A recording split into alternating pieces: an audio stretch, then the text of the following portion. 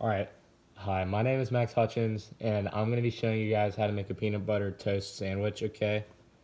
So, first off, I don't know, for those of you who don't know what ingredients you need for this sandwich, you're going to need some bread, and you're going to need some peanut butter. You're also going to need a toaster oven, and you're going to need a knife, and you're probably going to need a plate too. Okay, so I've got my bread right here. It's whole wheat. And then I have my creamy peanut butter. It's Kroger brand. Let me get my knife. Just like a regular butter knife will do. And then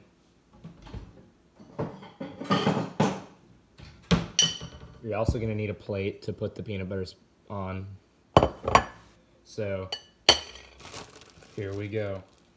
I'm now going to undo the twisty tie on the bag. It's a very crucial part, otherwise you won't be able to get in there. I'm going to take out 2 slices of bread, count them 2. Personally, I don't like crust on my bread, so I'm just going to cut them off immediately. This is a style choice. A true craftsman might not go this route, but I'm a perfectionist, so I kind of have to.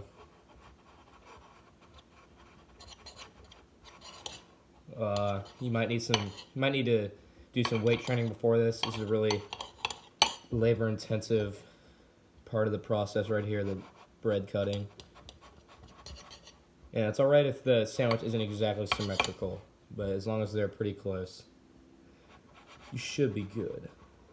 And right here where you've got all the weight, let's get,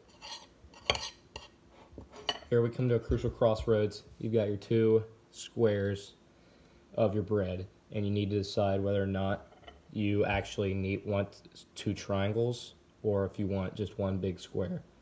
So this is really big. I might throw some people off board here. I'm actually gonna keep it as 1 giant rectangle, okay? And I'm gonna give this bread to the birds real quick. 1 sec.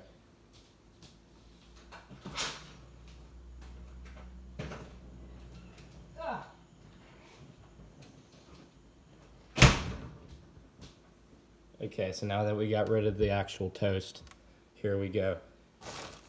What you're gonna want to do, you're gonna want to take your whole wheat bread, you're gonna tie it back up and make sure there's no air in it left.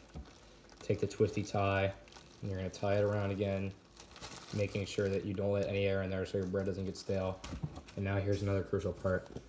The spreading of the peanut butter is really crucial. Might want to have your hand, if you're wearing long sleeves, you might want to have them rolled up for this. This is kind of a messy process.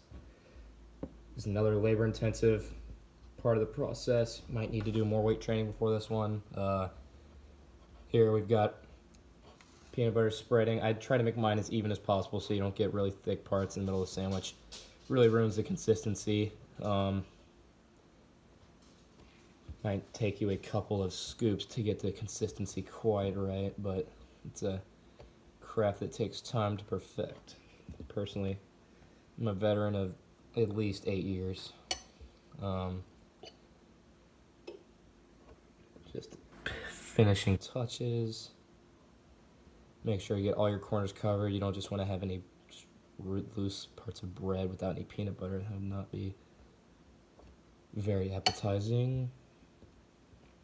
Just a little bit more.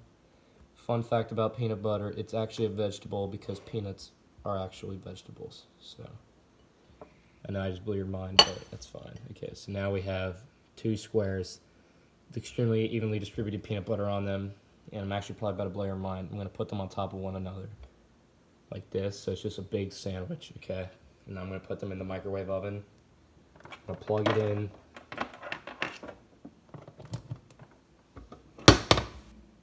I'm going to slide the bread in. Okay. Into the microwave we go.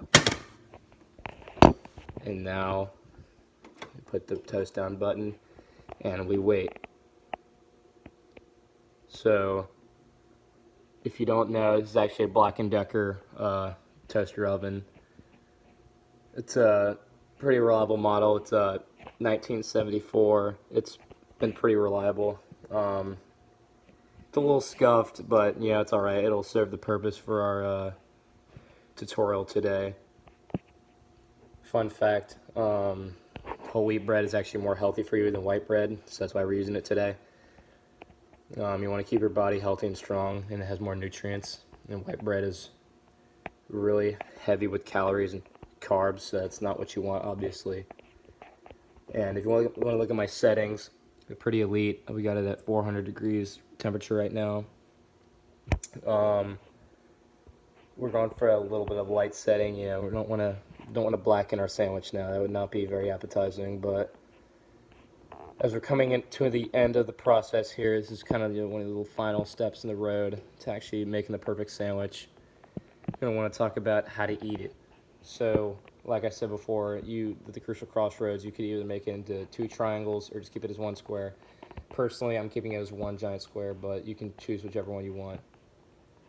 Eating process is really quite simple if you make yours a square. It's a little more complicated if you have the 2 triangles, but you'll be able to see that once we get into this next part, okay? Just wait for this little lever to push up, and it'll tell us when we're done. Might take a sec. Getting pretty close there. Like I said, this is a really skillful and hard skill to learn. It'll take many years before you're good at it. I'm still learning new things every time, and there we go. And for this part, definitely going to want an oven mitt so you don't burn your hand. Personally, I'm going to use this one with cats on it. Alright, we're going to take this off. Make sure you unplug your toaster oven first so you don't get burnt. And then I'm just going to slide this out and then put that away. And then you can just